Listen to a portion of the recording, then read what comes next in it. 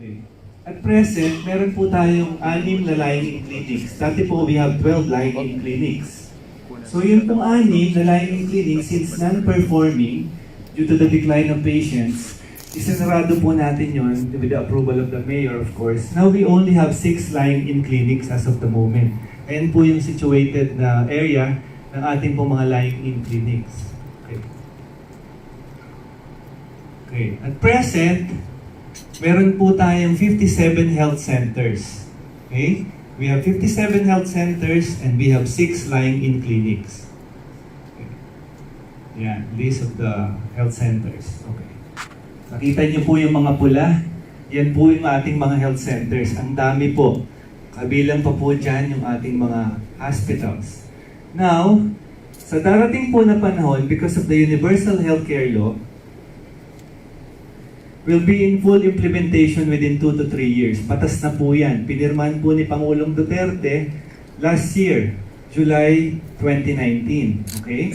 Lahat po ng mga all citizens of legal age will be a member of PhilHealth. Instead of going, kung hindi po mag-i-innovate, kung hindi po kami gagawa ng paraan sa ating mga health centers, instead na pumunta po ang mga tao sa ating health centers, patients will now prefer to go to the hospitals because sa hospital po, mga right? Bakit ako pupunta? Kung ako PhilHealth member ako, bakit ako pupunta ng health center? Ibibigay lang naman sa akin doon, consultation lang. I might as well go to the hospital or other primary healthcare providers na meron ng laboratories. Di po ba? Okay. Next. Now, we are planning to create super health centers. Ito po yun. Ano pong mangyayari dito? Gusto po sana namin 2 to 3 health centers ang ilalagay namin per district. Ito pong mga health centers na ito, tinatawag namin super health centers. Meron po, aside from the usual consultation, maglalagay po tayo ng laboratories. Okay? Maglalagay po tayo ng animal bite clinic at kung maaari, baka pwede po tayong maglagay ng one-stop shop for City Hall transactions. Para naman po ma-decongest natin yung mga taong pumupunta sa City Hall. At ito pong super health centers na to, meron po tayong mga napiling area, boss, na binigay ko sa inyong kopya. Bukod po sa health center sa baba, gusto po natin maglagay ng vertical housing. Meron po kaming napili na 4 na pwedeng malalaking health centers. Andyan po yung Pedro Hill, nasa 900 square meters. Andyan po yung Pabella. Andyan po yung Aurora Health Center sa District 1. Even our public health laboratory. Malaki po yung area nila. So ang plano po natin, sa baba po niya, health center, and then maybe second, third floors po pwedeng parking, and then vertical housing para daw po sa ating mga City Hall employees. Okay. Estimate cost, ayun daw. Tama ba ako, Engineer Andres? Sinulaan lang namin. And then, 25 to 30,000 po per square meters. Kung 10 floors po yan, health center sa baba, and then 10 floors na vertical housing, more or less po nasa 225 million ang budget. Yan po. Kunwari, yan po yung ating super health centers. Example po ng ating super health center. Yan. Yan. Parang ganyan po. Vertical housing. Yan. Of course, with the approval pa rin po ninyo yan. Yan lang po yung naisip na. Paano naman po yung mga health centers? Di po ba meron tayong health center, 8, 10 kada distrito. 2 lamang po doon ang pwedeng maging super health centers. Ano naman po mangyayari sa mga ibang health centers na hindi papasok sa standards ng DOH para maging super health centers? We are planning to come up with specialty centers or wellness centers. Like for example, diabetes clinic para po sa isang center, pwede pong halfway home para po sa ating cancer patients, para po yung mga nagpapakimotherapy sa PGH na walang matirhan, baka po pwedeng gawin natin yung isang health center natin na halfway home for cancer patients. Pwede pong CAP center para po sa ating mga COPD, pwede po tayong maglagay ng autism, cerebral palsy clinic, women's wellness center, adolescent counseling clinic, treatment hub for HIV/AIDS. Ito lang po yung mga possible na pwede naming naiisip po namin na pwede. Kaya po yung sa mga hospitals natin, if ever may ma-diagnose kayo na patient na diabetic, after nyo pong ma-diagnose, pwede nyo po silang i-refer sa aming diabetes clinic. plano po namin na maglagay ito pong mga specialty centers per district. Para nang sa ganun din po, ma-decongest din yung ating mga ospital.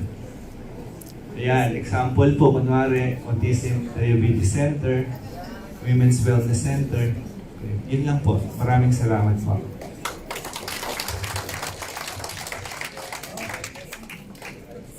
Maraming salamat, Dr. Pangan. Napakaganda po ng mga plano at sana huwag naman po tayong mabighani sa plano at tayo ay maging kasakit na rin. At ang kasama po nito, ang katumbas po ng mga planong ito ay kailangan po natin hubugin ang ating mga healthcare workers. Doon po naman papasok ang ating pamantasan ng lungsod ng Maynila. Bagay na bagay po yung aming pong pagtatayo ng School of Public Health at nung aming pong pagko-consolidate ng aming pong mga colleges sa health sciences, kasama na ang medicine, nursing, physical therapy. Dahil po, sila po ang maaasahan natin na tatao dito po sa ating mga facilities na ito. At sila po ang pwedeng maging primary care workers, no, sa tamang panahon. At sa puntong ito po, nais kong tawagan ang ating mahal na alkalde, Mayor Isko Moreno Dumagoso.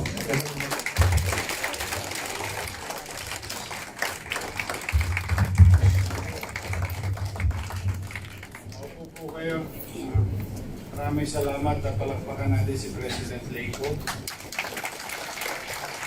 At sampu ng ating mga kasamahan sa pamantasan lungsod ng Maynila, mga faculties and deans, and of course, Councilor Alfonso, Councilor Dr. Alfonso, Dr.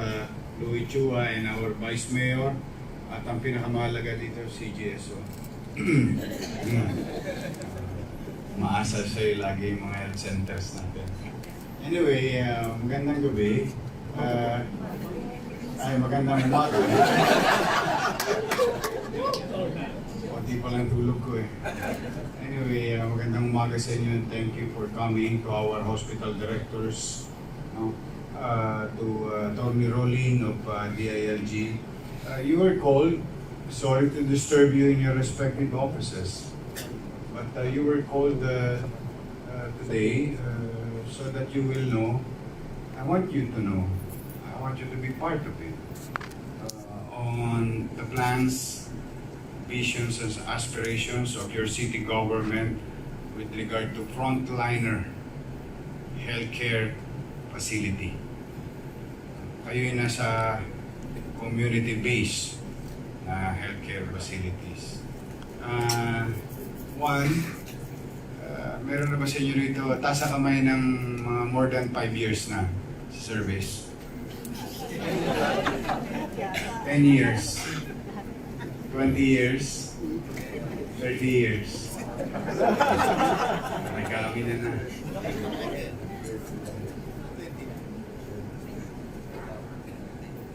One of our goals is to really utilize space for its proper and efficient purpose. You know, you may have many X numbers and so on and so on. But if it is not efficient, it's just an edifice. Ang habit ng politiko, magpagawa na magpagawa na magpagawa. Yan ang habit ng politiko. Pag napagawa, bahala na kayo. You run it the way you wanted it. And pag masama pa sitwasyon, hindi mo alam yung administrative capacity of running the entire facilities. And later, you don't know where to get your supplies and things that you need. You solicit from councilors, from friends, private sectors, and so on and so forth. Yun ang naging nakagawian. Marami naman effective. Don't get me wrong. Maraming effective. No question about it. It's just that baka lang may butas yung drum. Sayang naman. Calling you here today is the initial approach of the city to really to be true to his words that we are really going to provide efficient healthcare program for the people of Manila. And at the same time, kaya ko kayo tinanong 5 years, 10 years, 20 years. Marami sa inyo nangungupahan. Ang sariling inyo. In fact, isa yan sa mga problema ninyo. You pay for the rent, electricity, utilities, lalo na yung mga empleyado nyo. Kayo, maswerte kayo, medyo managerial level yung sitwasyon nyo. Pero down the line, marami nangangailangan.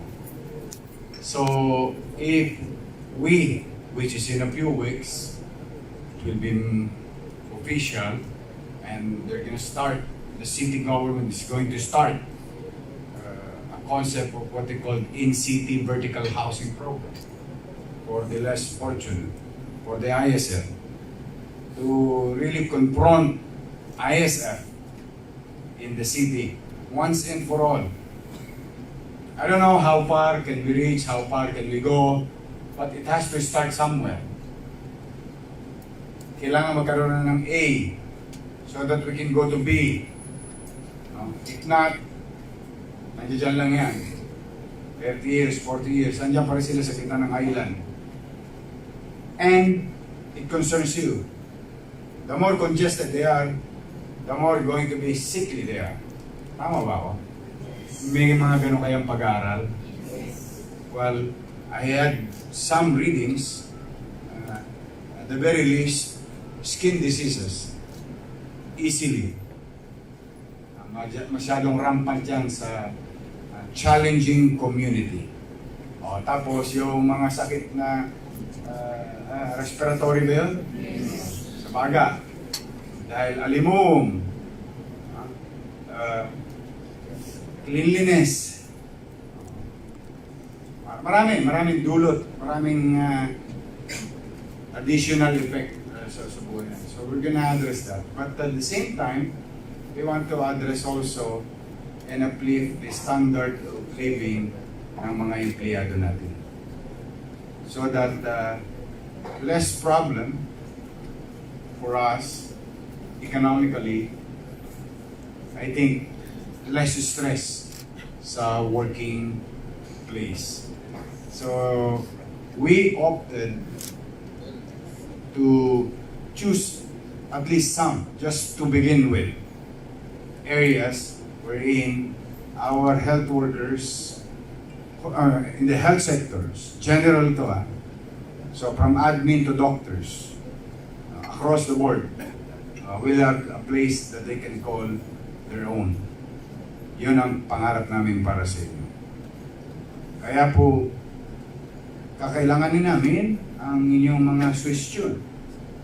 Kakailanganin namin ang inyong mga, I hope marinig namin ang inyong mga challenges sa inyong kani-kanyang opisina. No? I don't know. Let me begin with one question. Random, no offense. This is just random. It's nothing to do with you personally. Doc, anong center mo? Yes. District 5, sir. Anong? Jose Papel Health Center. Yes. Jose Papel Health Center. Jose Pabella. Apo. At the moment po, wala po ako, nandito pa ako sa Pedro Hill. Nakikituloy po. Bakit? Sarado po. Dahil content na po yung building. Random. What are the chances? Yeah, what are the chances? See? That's my point. And another one, I hope you don't mind, ha? Doc, sige Doc. Please. Saan naman kayo? Kayo po. I'm Dr. Macarsigan po from Parola Health Center. Okay. Parola Health Center. Good. Ilan ang tinibis sa'yo January? Tuberculosis, sir?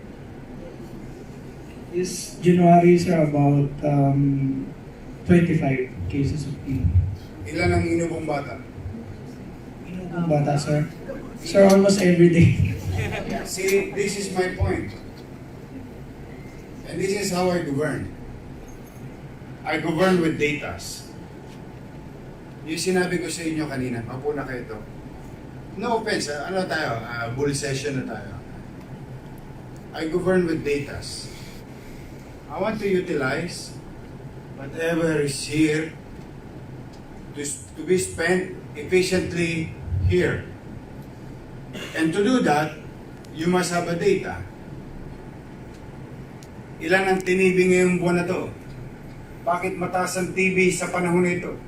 Bakit mataas ang ubo sa ganitong lugar? Anong geographic location niya?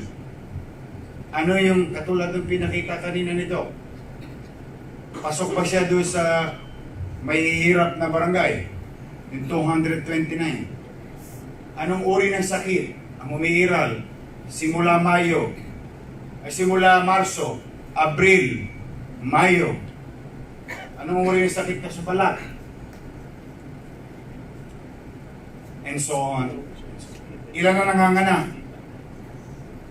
Kung may ilan nanganganak pa ngayon sa layingin.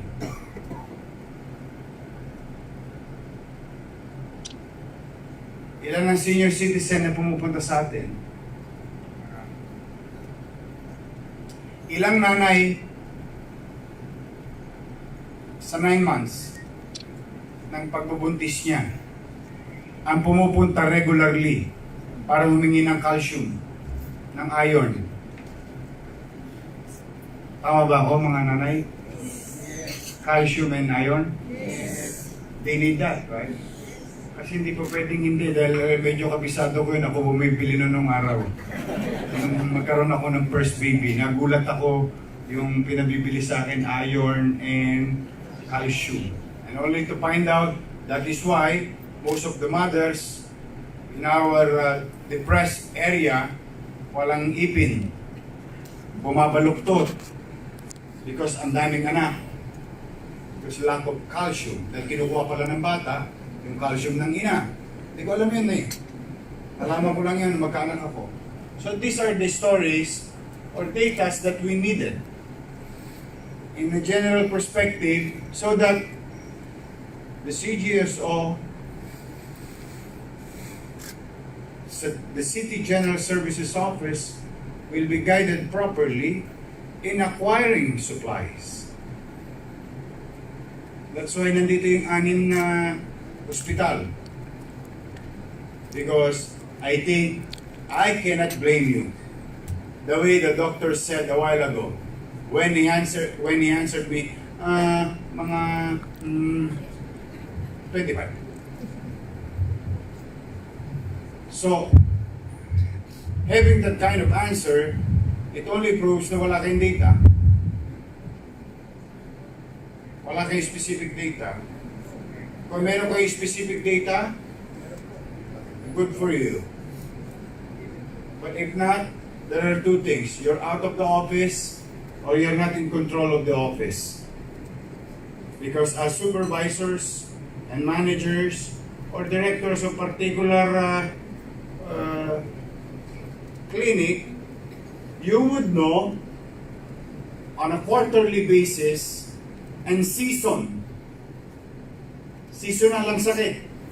Remember that, ha? Maraming inuubo, napupulmon kapag latter part of the year, lumalamig na. Maraming nagkakabungang araw, utot lisa. Ha? Nagiging talamak kapag during summertime. Marami nagpapatuli during summertime. Yes. So, let's just say tuli. Ano mga kailangan natin? gasa, injection, yung pampa-anesthesia. Oh, ako, sorte lang ako, by down ng bayabas lang ako. Kay Mambaldo sa Moriones.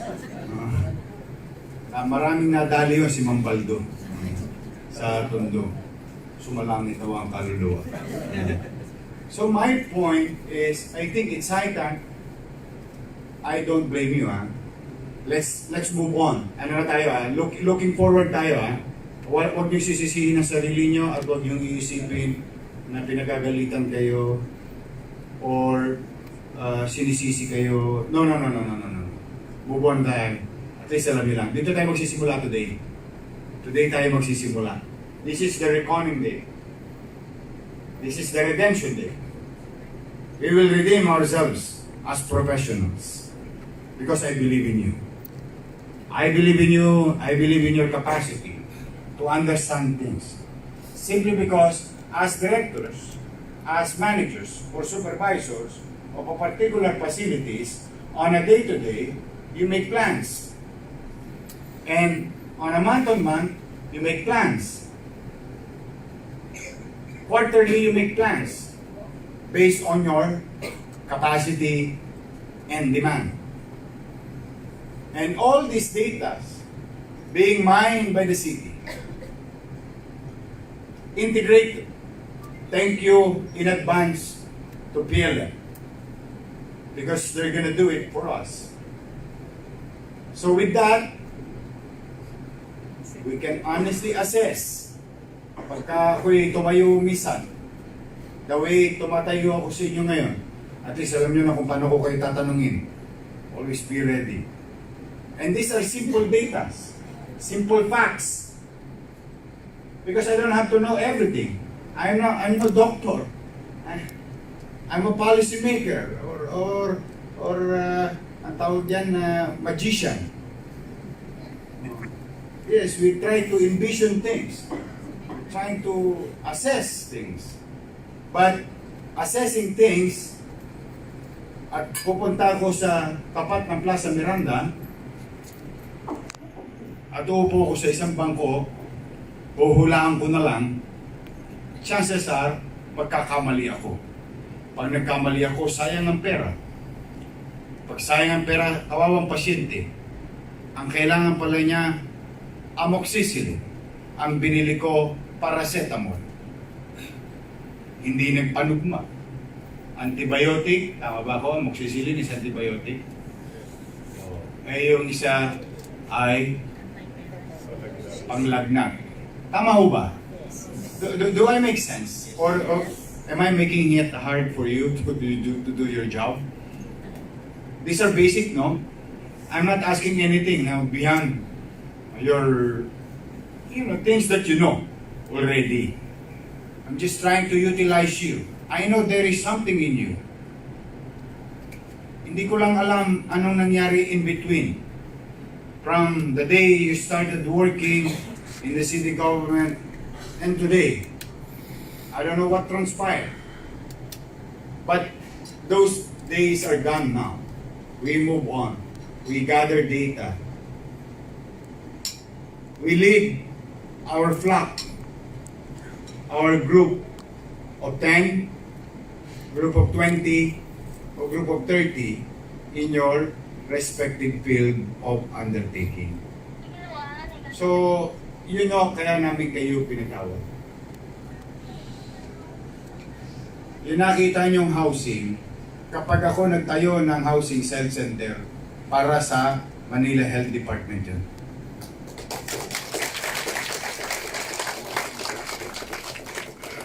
At hindi to bahay ng kalapati, I swear. This is a 2-bedroom design.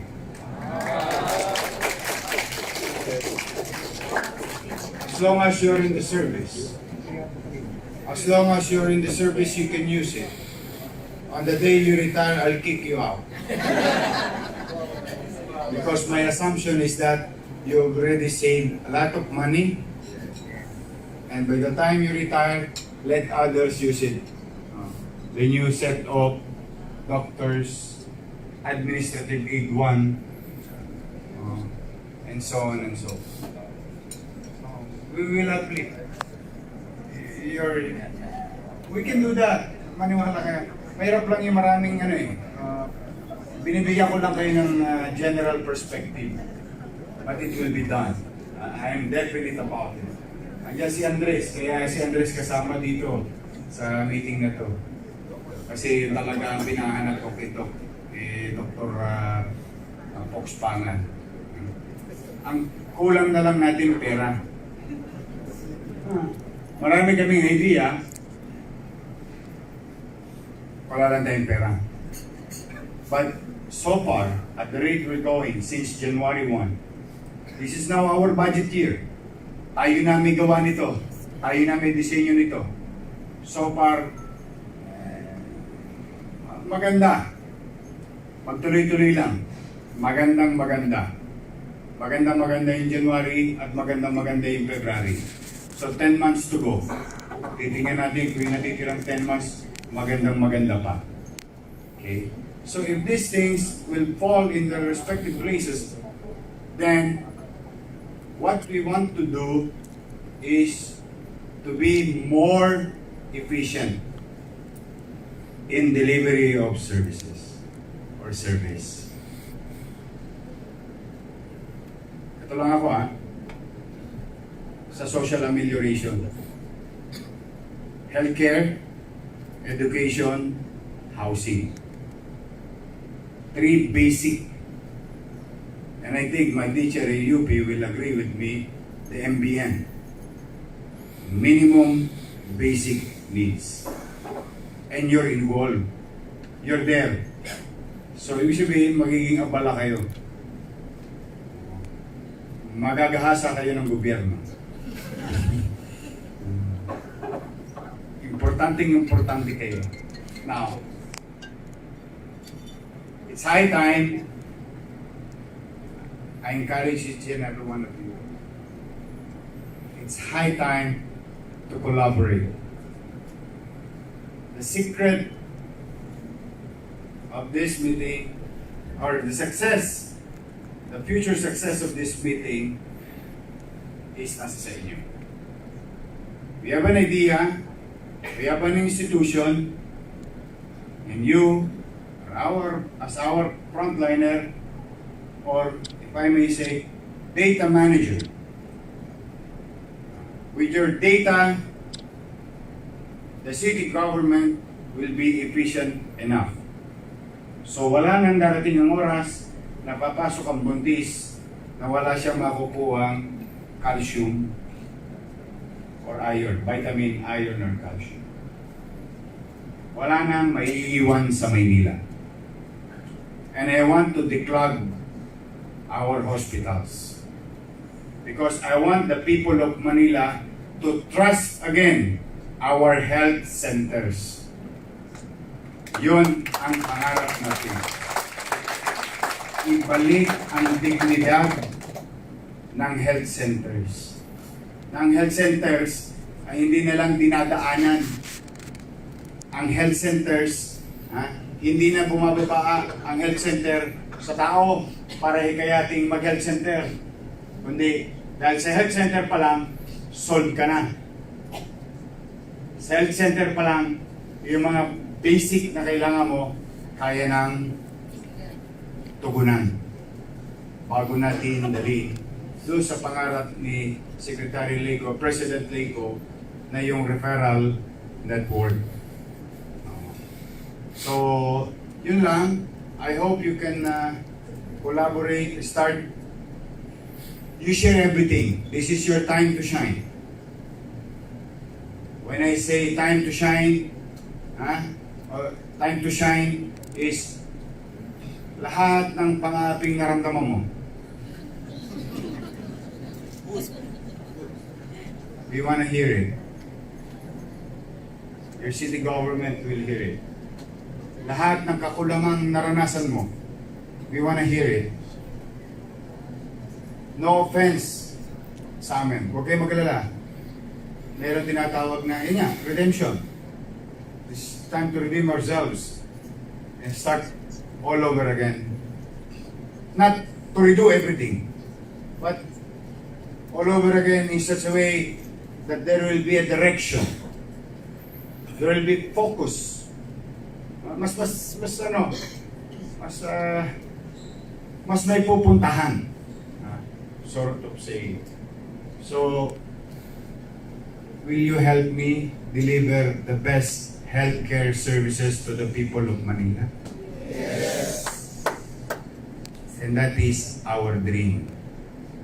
That is our aspiration. Honesty. People of Manila deserve better things from us. I know. I'm a product of health center. Nabakunahan din ako noon. Na-check up din ako noon. Nanyangga-nyangga ako stethoscope. Ano? Yeah? So, I know the value of it.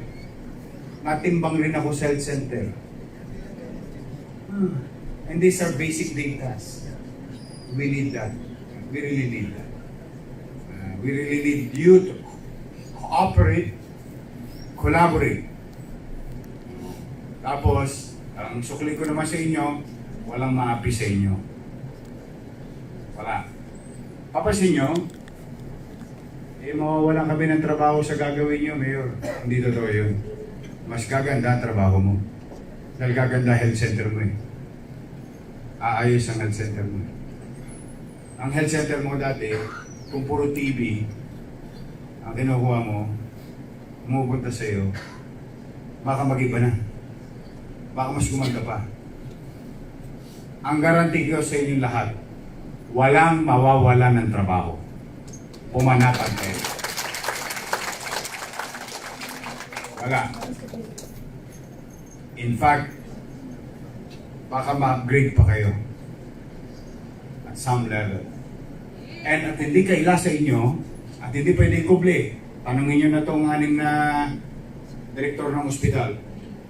We've been hiring. We are hiring. Because I want you to rest. I don't want you to get the shift of others because there's vacancy.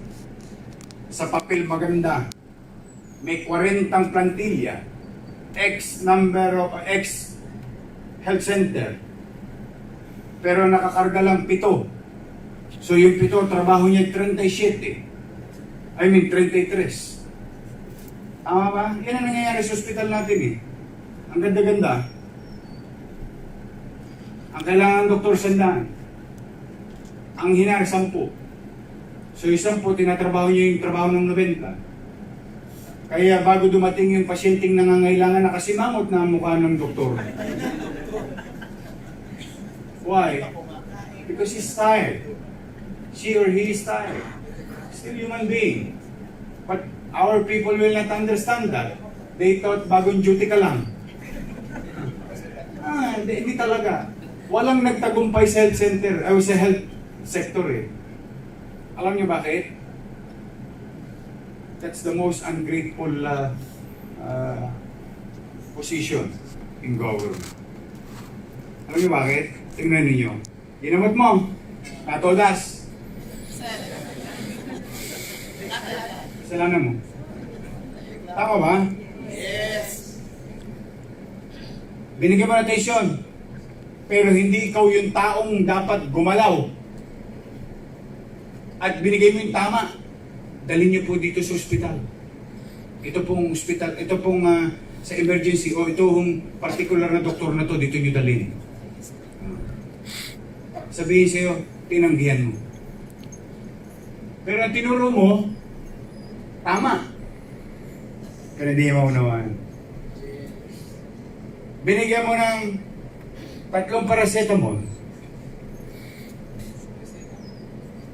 Ang kailangan 5.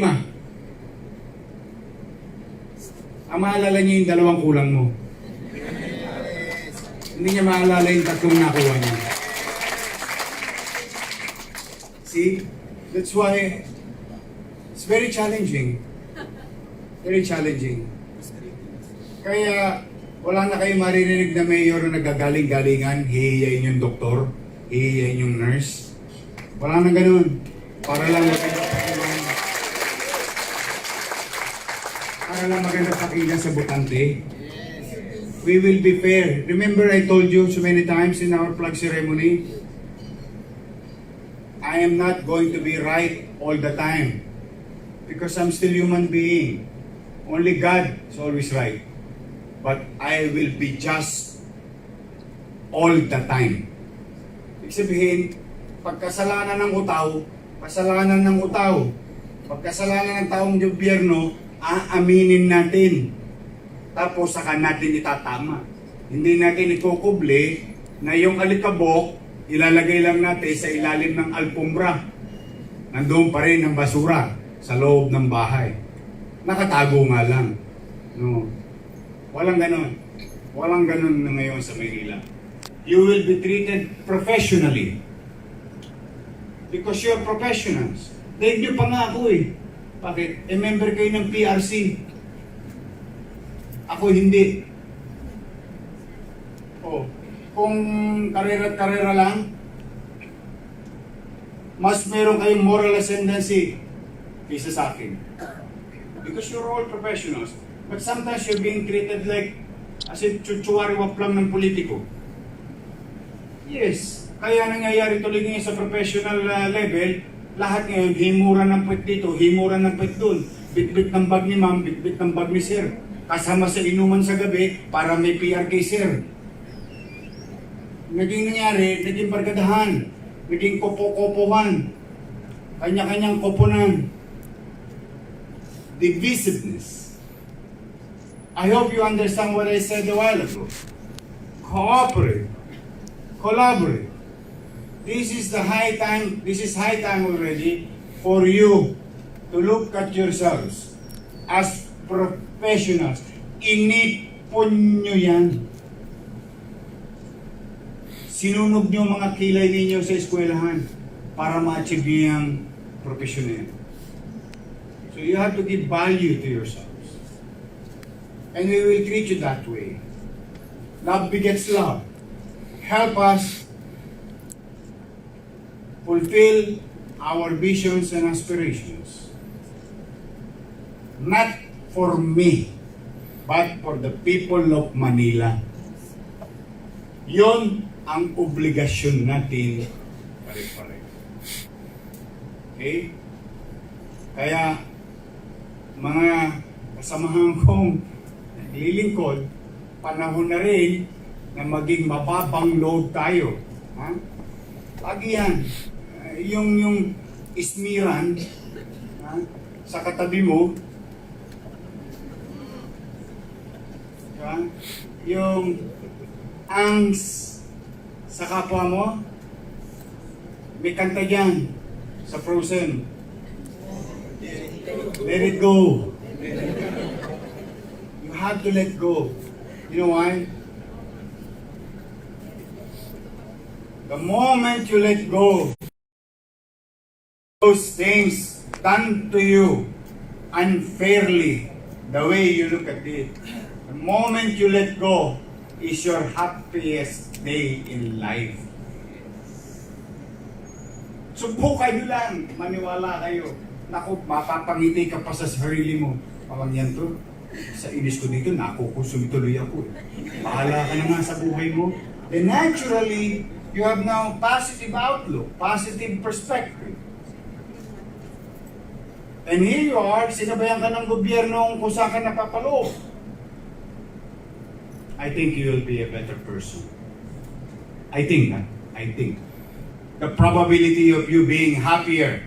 I know you're happy now, but there are some vinegar in your life, no?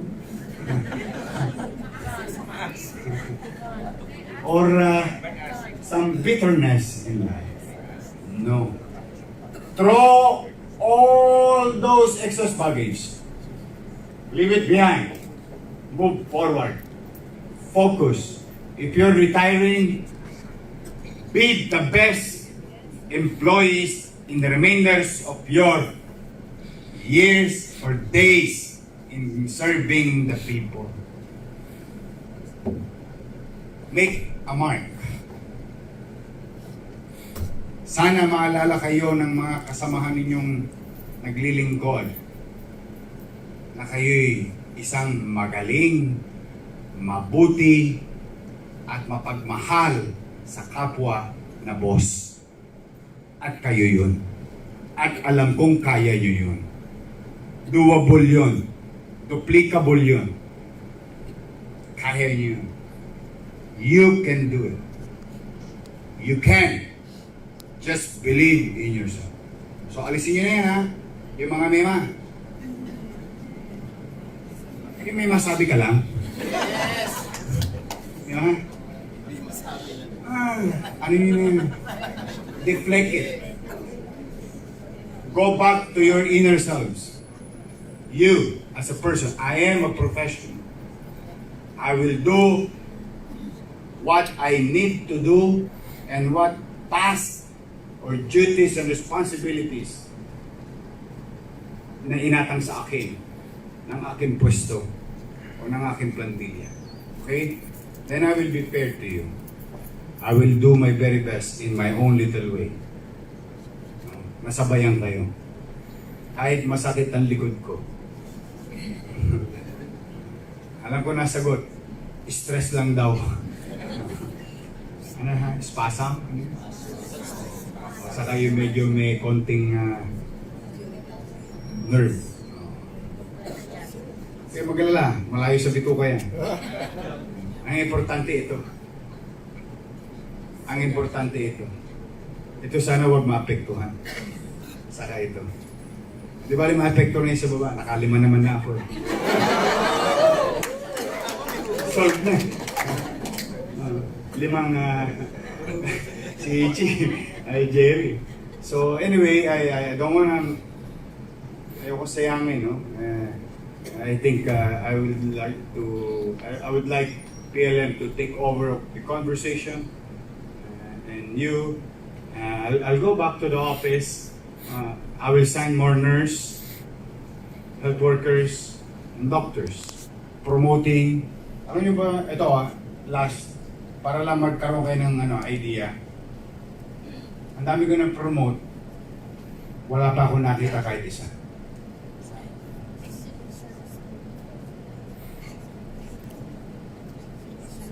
Di ba, Mayor, gusto mag-promote as karat niya yung pinapromote niya? Alam ko naman some of you went to that process. I promote with or without you or us seeing each other. We promote based on service, length of service, and civil service qualification. Why? Para hindi naman ako bagabagin na makaapak ng damdamin ng may damdamin. Para pagka nagdesisyon, maaaring hindi tama, pero makatwiran. Just. So there will be professional growth of every employees in the city of Manila as long as I am the mayor of the city government. Kaya itinatangos ko ng ilong niya sa inyo. Kulang-kulang 1,000 na yan ang na-promote. Hindi ko pa yan nakita kahit isa. With all honesty. Nyangga lang ako ng nyangga. Pagtanong ko sa supervisor mo o sa department head mo, sabi ko sa kanya, ito ba sinunod mo yung polisiya ko? Meron ng muntik matanggal sa akin, ha? Na department head. Violating a policy. What policy? Pantay-pantay lang. Length of service. Civil service. Pag bumagsak, yung sumunod. Pag bumagsak, yung sumunod. Hindi kailangan binoto ko. Hindi kailangan hindi ako binoto. Hindi kailangan leader ko. Hindi kailangan hindi ko leader. No, tapos na yun. Kaya nga sabi ko sa inyo, if you don't have to believe what I'm saying. You have to look at the action. You really have. We've been hiring. Saan kayo nakakita? Ito matatagal na kayo rito, no? Sa gobyerno. Nakakita na ba kayo ng City Government of Manila na naghahanap ng empleyado, pinopost pa sa Facebook? Tinatago nga yun, eh. Nabibenta yun. Yung plantilla. Naku, nabibenta yun. Tapos ito na, nabili mo na yung plantilla. Naitabi na para sa'yo. E di pipirmahan na yung 4 na papel. Puti, pink, asul. Ano ba isa? Ha? Green, ano? Green. Pagpasok nyo sa mayor, hindi ba sa makakapasok yun? May toll gate ulit yun. 1 month salary. 2 month salary. Yes, Dr. Leico. Yes. That's why I made department that's liable if I made a mistake. I sign on Saturday, on Monday, Tuesday, Wednesday, in the morning, in the afternoon, in the evening, or madaling araw. As long as nandiyan na sa lamesa ko. Kaya yan talagang pinaplastada namin. O ngayon, making it public, o di everybody can apply. Tama ba? Hindi dahil sa marami akong leader, o yung anak ni Mare. Pare, saan yung anak ko? Wala nang ganun. Lahat, welcome. O ngayon, sumasakit ang ulo ni Ate Honey. Bakit? Dati walang nagpumapasok. Bakit? Kasi walang impormasyon ng publiko. Eh, nilagay namin plastada. O ngayon, sumasakit ang ulo ni Ate. O, dumadanak kayo ng aplikante. Which is good for the city. Ang galing nun. More chances of getting the best, right? And you're going to have, at least, hopefully, the best new co-workers. Because na-estima, na-assess, napalit yung at natira sa atin ay yung cream of the crop. Bakit? Marami kasi tayong choices. See? Kaya you don't have to believe what I'm saying, assess what I'm doing. Kumbaga, kung ano yung nakikita nyo yung ginagawa, doon lang mababasa nyo na kung anong uri ng pagkatao. And some of you knows me already. I've worked with you for quite some time. Tagal na panahon na rin naman ako dito. Inuban na rin ako dito. Naubos na nga. Nung nakilala ninyo ako, medyo makapal pa. Kaya nakikita ko na, Dok, yung sarili ko sa iyo. Huwag ganun. Ganyan na rin ako in a few years. Huwag ka magkalala. Hindi ka nag-iisa, Dok. Andiyan na, nakikita ko na rin yung akin.